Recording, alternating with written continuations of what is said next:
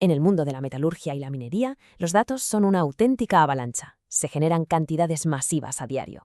Pero, ¿y si dentro de toda esa información se escondieran patrones capaces de transformar por completo la eficiencia de una planta? Hoy vamos a ver cómo un algoritmo llamado K-means puede ser la clave para desvelar esos secretos. Y esta idea es, la verdad, el motor de todo esto. No se trata de que la inteligencia artificial venga a reemplazar la experiencia de la gente, para nada. La idea es potenciarla, aumentarla, pensar en la IA como un superpoder que nos permite ver cosas que antes eran totalmente invisibles en nuestros propios procesos. Entonces, ¿de qué superpoder estamos hablando exactamente? Pues nace de un reto enorme. Las operaciones mineras son una fuente inagotable de datos. Tonelaje, potencia, recuperación, un montón de variables que se relacionan de formas súper complejas. El valor real no está en tener los datos, sino en encontrar los patrones ocultos que nos dicen cómo funciona la planta de verdad. Y de esa necesidad, claro, nace una figura nueva, el metalurgista Data Scientist. Piensa en una persona que por un lado conoce el proceso metalúrgico al dedillo y por otro sabe hablar el idioma de los datos. Esta es la historia de cómo se puede equipar a este nuevo perfil profesional para que lidere la transformación digital. Pero claro, para una misión así hace falta una herramienta específica. Un superpoder que nos ayude a poner orden en todo ese caos de datos.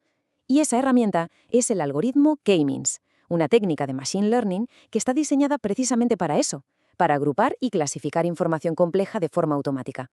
A ver, para que nos hagamos una idea, K-means es como una especie de sombrero seleccionador digital para los datos de la operación. Lo bueno es que no hace falta decirle que es un mineral duro o uno blando.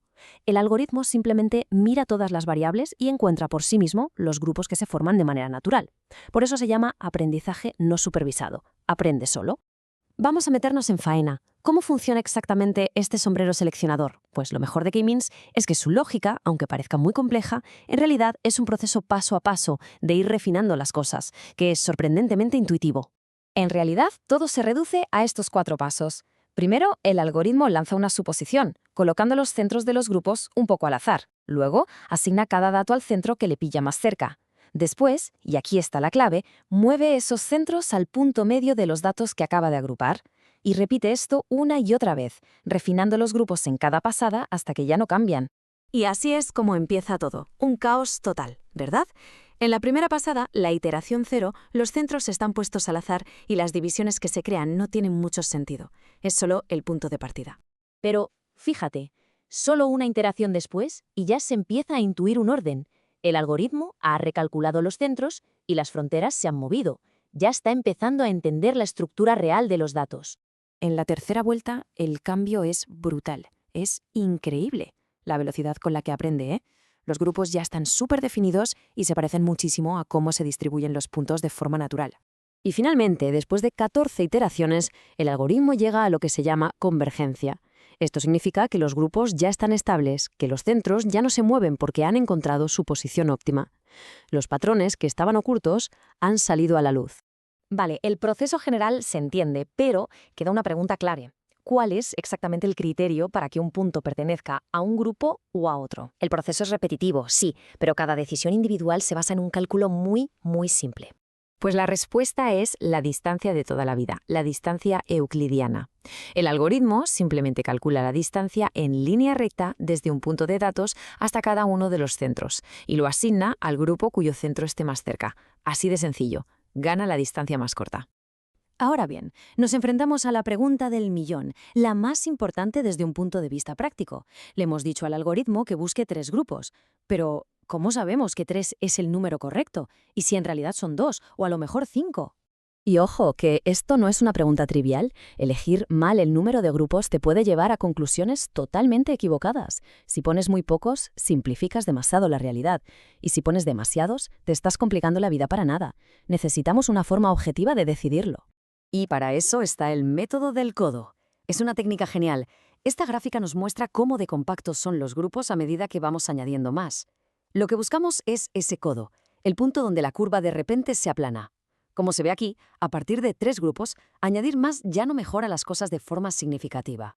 Así que la conclusión es clara. Ese codo en el número 3 nos está diciendo que este proceso tiene 3 estados operativos fundamentales, 3 maneras distintas de funcionar. No es una suposición, es lo que nos dicen los propios datos. Forzar más grupos sería básicamente inventarnos divisiones que no existan. Muy bien, Ya sabemos cuántos grupos buscar, y el algoritmo ya ha hecho su magia y los ha encontrado. Ahora llega el momento de la verdad. Visualizar estos resultados para entender qué significan en el mundo real. Y esto es una pasada. Lo que estamos viendo es literalmente un mapa en 3D de cómo funciona la planta. Cada eje es una variable clave: tonelaje, potencia y recuperación.